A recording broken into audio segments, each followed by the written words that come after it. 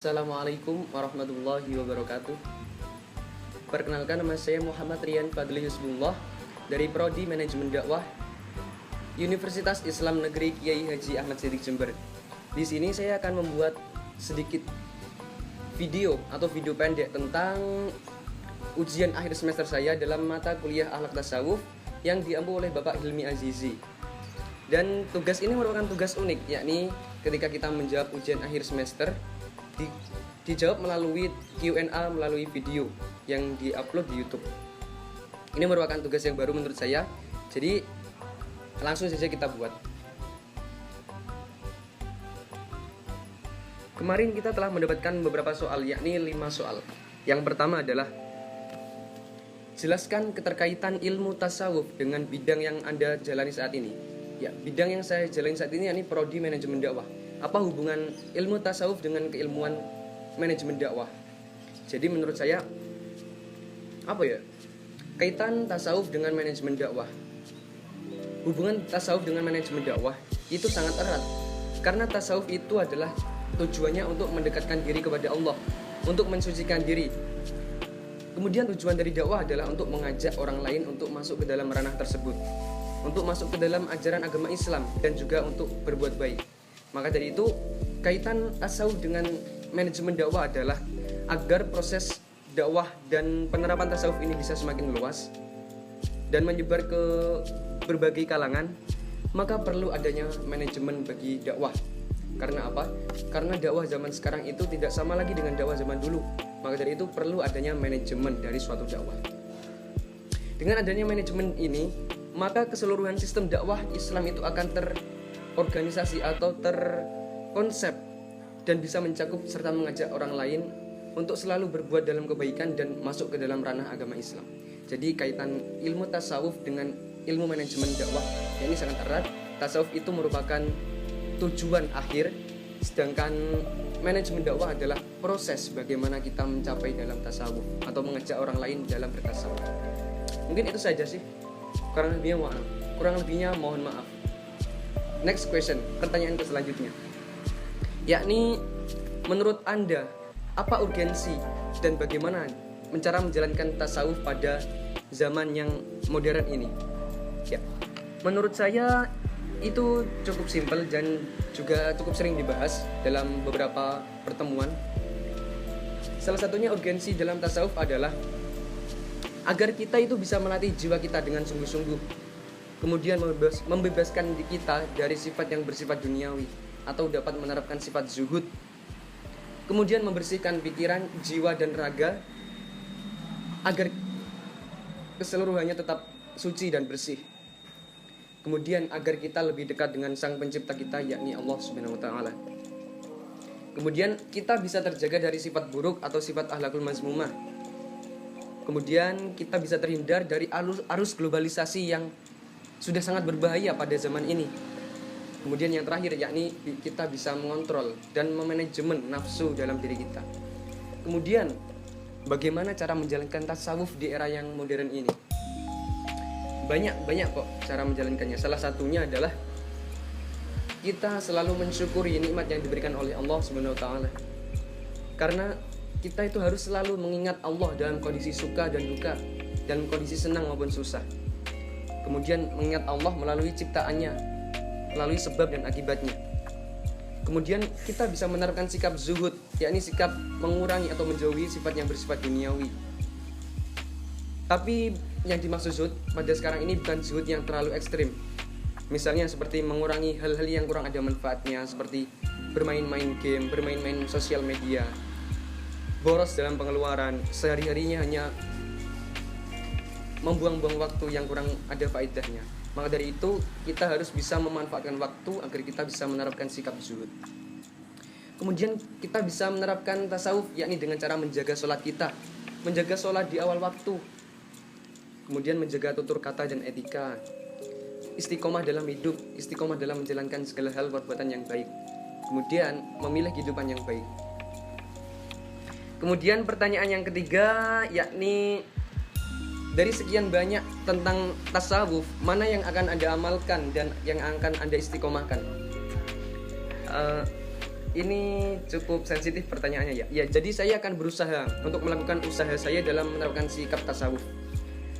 Mungkin terdapat dua aspek dalam hal ini. Yang pertama dalam hal ibadah. Dalam hal ibadah saya akan berusaha untuk menjalankan puasa sunnah, yakni puasa sunnah Senin Kamis. Meskipun hal itu bukan termasuk dalam ranah tasawuf, tapi saya yakin dengan puasa Senin Kamis kita itu bisa mengontrol nafsu kita lebih baik. Dan dengan puasa Senin Kamis juga bisa menyehatkan tubuh. Dan itu juga pastinya berpengaruh dalam hal-hal yang mengenai tasawuf. Kemudian yang kedua yakni menjalankan sholat sunnah tahajud di sepertiga malam everyday atau setiap hari. Mungkin ini terdengar cukup sulit, tapi saya akan berusaha.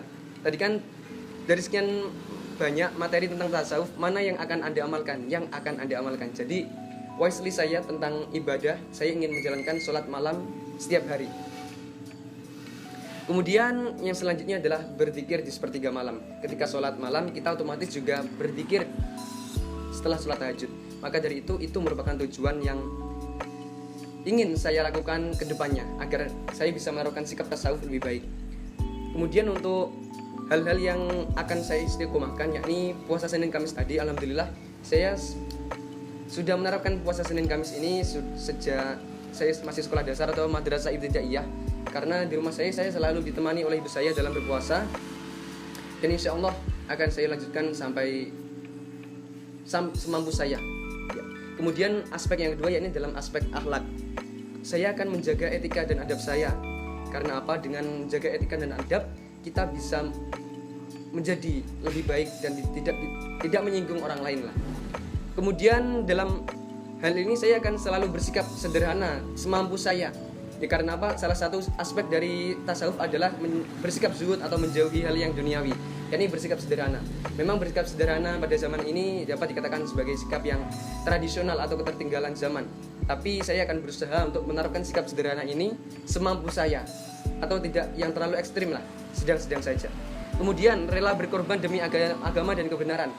Memang ini terdengar seperti bullshit atau omong kosong, tapi saya yakin dengan menerapkan sikap rela berkorban demi agama dan kebenaran, ketika saya mendapatkan perlakuan yang kurang enak atau bahkan naudzubillah ini dzalik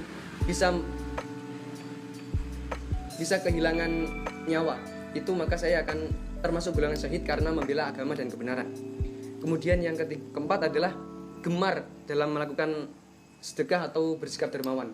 Saya akan berusaha untuk melakukan sedekah setiap hari atau dikatakan sebagai sedekah subuh, dan setiap hari Jumat. Itu merupakan wish list, tindakan yang ingin saya istiqomahkan ke depannya, dan semoga saya bisa istiqomah dalam menjalankan hal ini.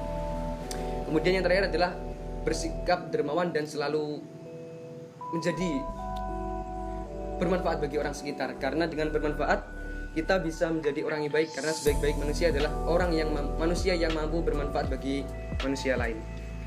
Kemudian pertanyaan yang keempat, ini adalah merupakan suatu tindakan yang khusus, yakni bacalah sholawat dan istighfar masing-masing 1000 kali. Ini masih berproses, masih saya lakukan sejak Bapak Hilmi memberikan tugas ini kepada saya, yakni dari hari Senin sampai hari Jumat ini masih saya lakukan dan belum selesai, tapi saya akan berusaha untuk menyelesaikannya. Yakni setelah sholat saya membaca sholawat dan istighfar masing-masing 100. Jadi bisa dihitung mulai hari Senin sampai hari Jumat masing-masing 100 setelah sholat, dan belum selesai. Maka saya akan mengusahakan untuk menyelesaikan hal ini, karena ini merupakan tugas UAS, dan keberkahan dari ilmu dari seorang guru itu dari kejujuran kita terhadap beliau. Maka dari itu saya akan menyelesaikan sholawat dan istighfar ini. Kemudian pertanyaan yang kelima, yakni minta maaflah kepada orang tua masing-masing.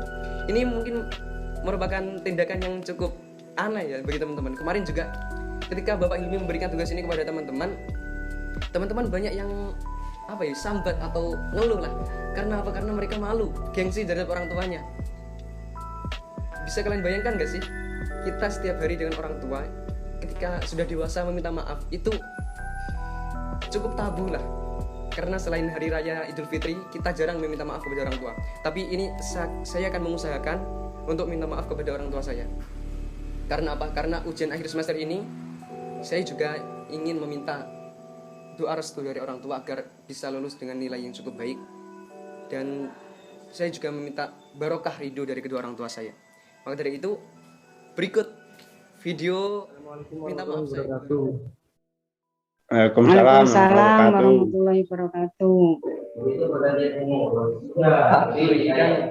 Konten tugas akhir atau dosen mata kuliah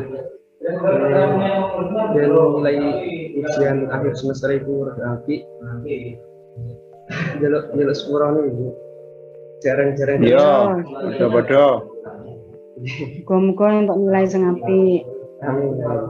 jarang jaluk sepuro lara riyo itu jaluk sepuro lagi jaluk sepuro jaluk dungane barang untuk puas iki nilainya apik nah nih misalnya Ya ibu mendinas nih. Muga-muga paling apik, sukses. Oke. Ya wis Bu ngono paling jaluk sepuro ngono tok. Yo, yes, muga-muga ae paling apik, biji sing apik, sukses. Alangan apa-apa.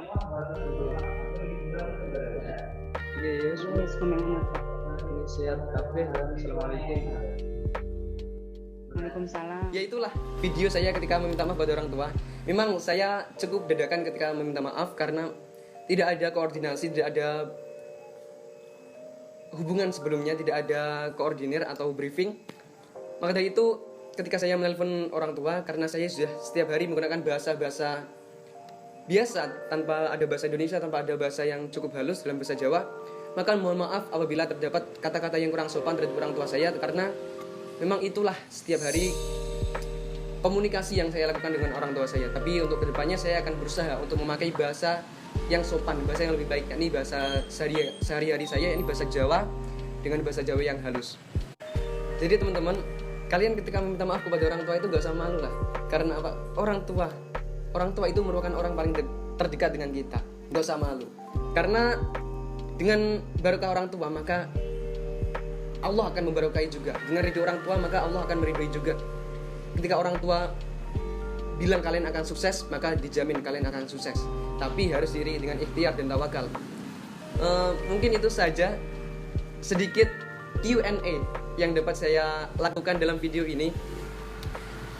Kurang lebihnya mohon maaf karena ini cukup merupakan hal yang baru bagi saya. Ini menjawab pertanyaan melalui video. Atas kurang lebihnya mohon maaf apabila terdapat salah kata dan perbuatan. Saya mohon maaf yang sebesar-besarnya. Mungkin cukup sampai di sini saja. Sampai jumpa di video selanjutnya. Terima kasih. Wassalamualaikum warahmatullahi wabarakatuh.